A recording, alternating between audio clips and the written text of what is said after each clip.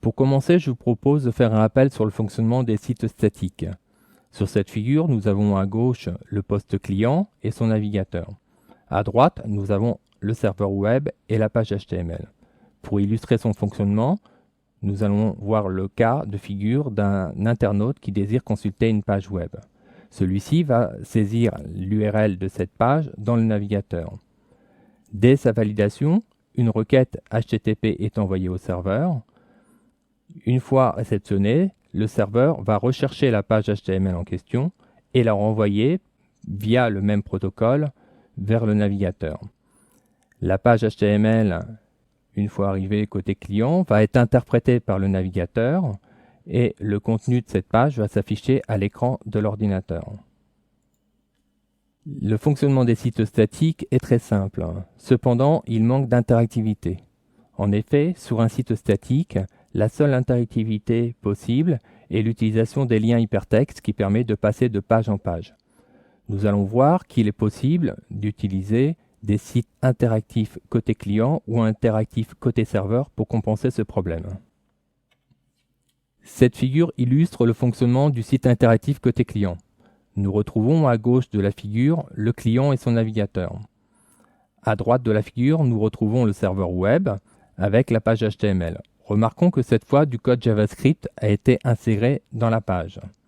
Je vous propose, pour illustrer son fonctionnement, de reprendre le même exemple que précédemment. L'internaute saisit donc l'URL de la page qu'il désire consulter et valide.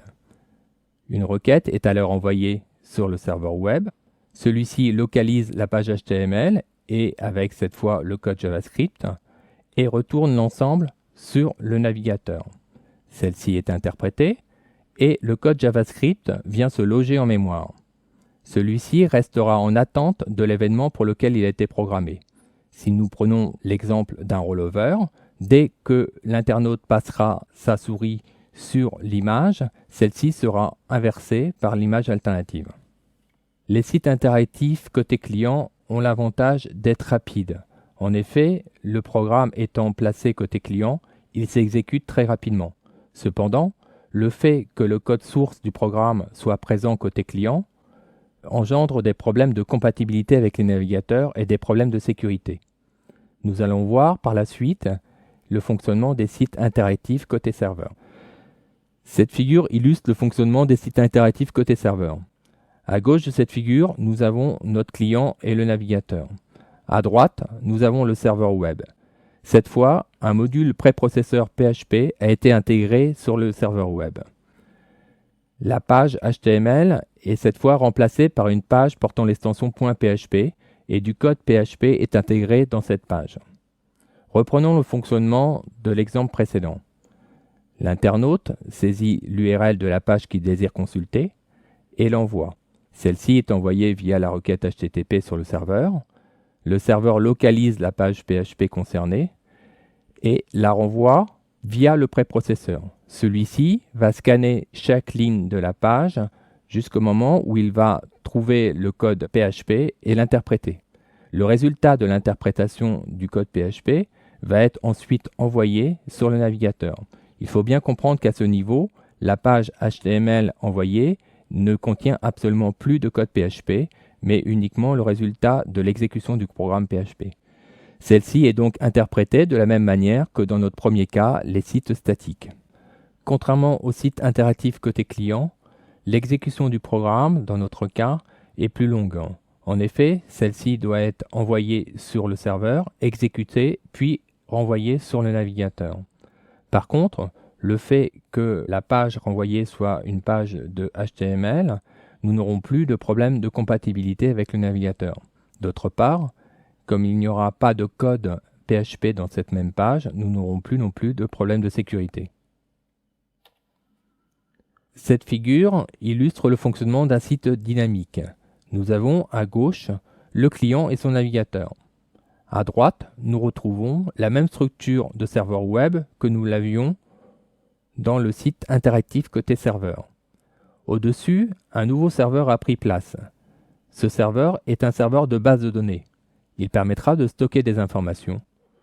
Le serveur web pourra questionner ce serveur de base de données via des requêtes SQL SQL étant en langage de requête spécifique pour les bases de données.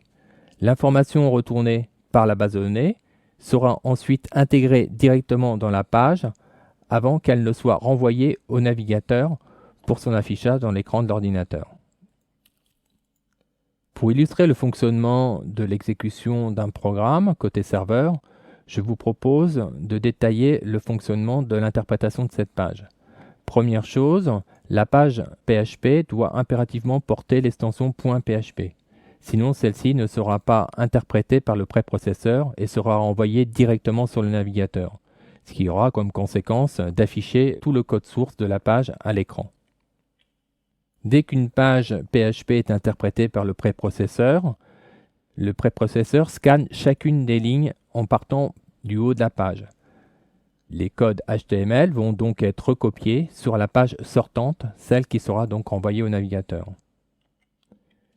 Dès que le préprocesseur rencontre une balise PHP, celle-ci démarre l'exécution de toutes les instructions qu'elle contient.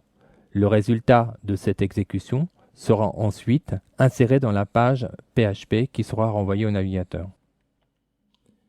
Au final, après avoir détecté la fin du code PHP, le préprocesseur copiera ce qui reste de la page, à savoir les codes HTML qu'il reste.